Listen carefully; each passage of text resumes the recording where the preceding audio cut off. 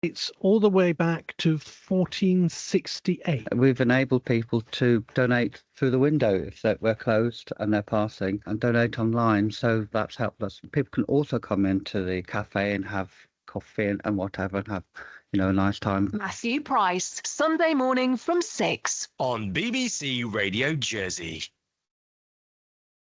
Coming up to 12:20 on this Tuesday lunchtime. And, we talk music on the show and often we play the Beatles. We're not playing the Beatles. We're not talking about the Beatles. We are talking about Beetles.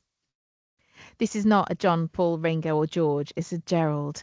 A species of beetle native to Madagascar has been named after the Jersey conservationist and founder of Jersey Zoo, Gerald Durrell. Dr. Dmitry Telnov is a curator of life sciences at the Natural History Museum, and he's named the beetle after Durrell, after he was inspired by his conservation efforts.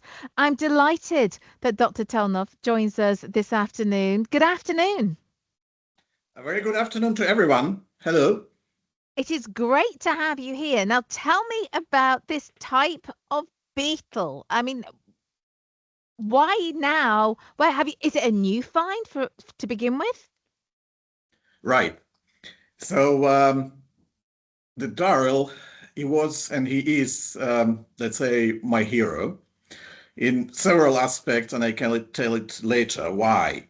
So long ago, I had an idea to pay him back for what he did for me as a scientist, as a researcher. And I had an idea to name a new species after Gerald Durrell for a long time. But since the dedication of a species name is a kind of present, so this is something special, you also need a special moment for that. And this moment, so it came itself. So a few years ago, I was working on a big paper on review of beetles, small beetles called ant-like flower beetles of Madagascar. And in this material, I found a new species. And I remember, of course, how fascinated was Durrell about Madagascar, about the wildlife there, its unique wildlife, and how concerned he was on the other side. And I think it was Madagascar who largely has driven Durrell to start his nature conservation activities to preserve this unique biodiversity. So I decided a species from Madagascar is a must in that case to be named for Gerald Durrell. And then when I was finishing my work last year, it appeared that it's centennial anniversary of Gerald Durrell. So it was the right moment and the right species to be dedicated to Gerald Durrell. So this is how it came together.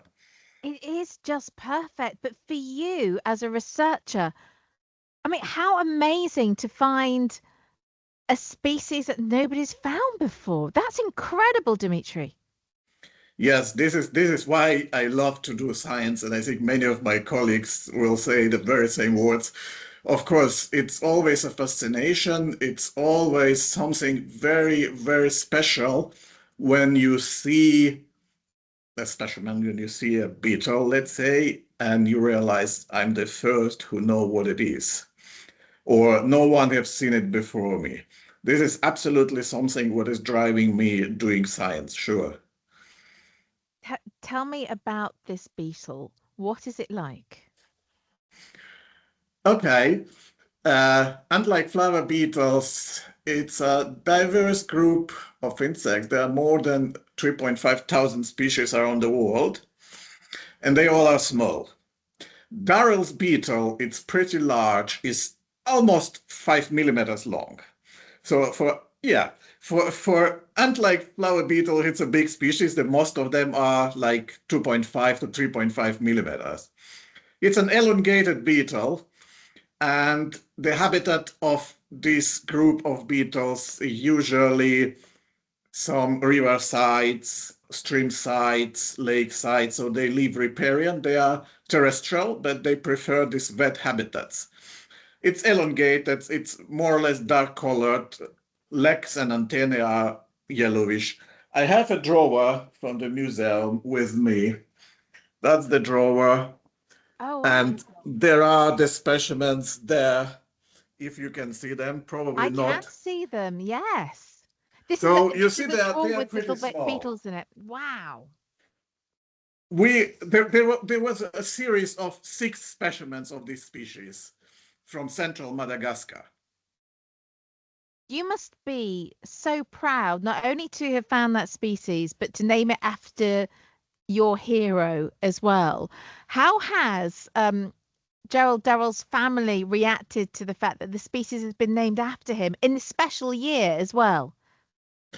Oh, we announced that this gain on the Natural History Museum website. We informed the media like BBC and others. We informed the Jersey Wildlife Foundation. I think they all were, let's say, they appreciated this move for Yeah. sure. And for me, it was really very special to be able to do it exactly in 2025 in this centennial anniversary of Gerald Darrell.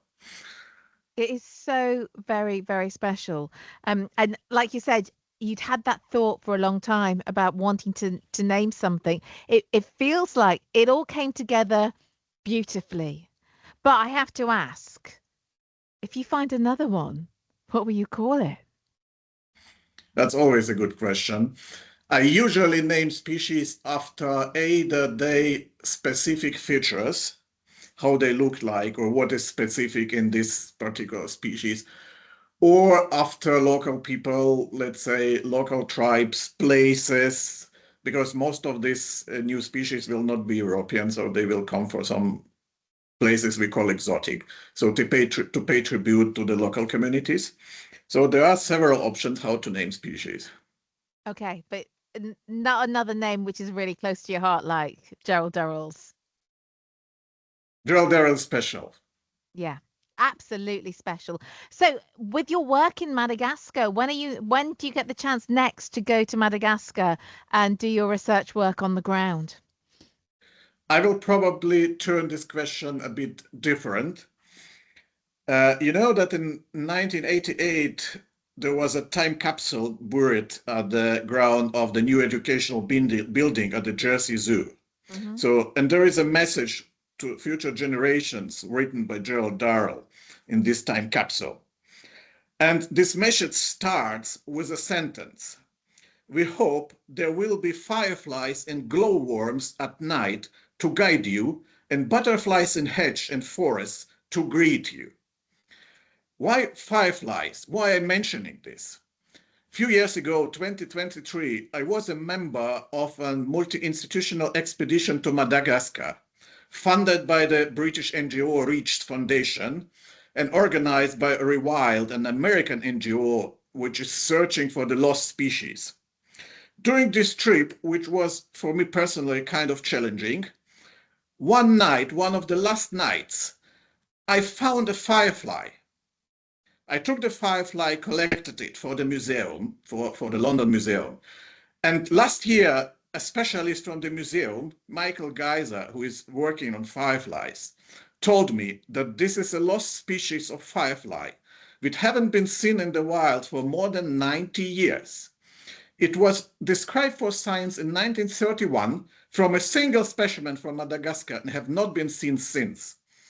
So I was very proud to be able to collect a lost species and to get a proof that it's not extinct. So this is how the Darrell's message have been heard and fulfilled literally for me. Wow, it has been an absolute pleasure to talk to you today, Dimitri. It is brilliant. Good luck with all your future work. And it is great to hear how the work of Gerald Darrell has not only inspired you, but you've been able to put it into permanence with naming the beetle after him. It has been brilliant to chat. Thank you so much for joining us today. That's Dr. Dimitri Telnov, the curator of life sciences at the Natural History Museum. So he found a beetle which was been previously undiscovered. He has named it after Gerald Darrell because Gerald Darrell inspired his work all of those years ago. And look at what's happening now. How brilliant is that? just fantastic. Thank you. Thank you so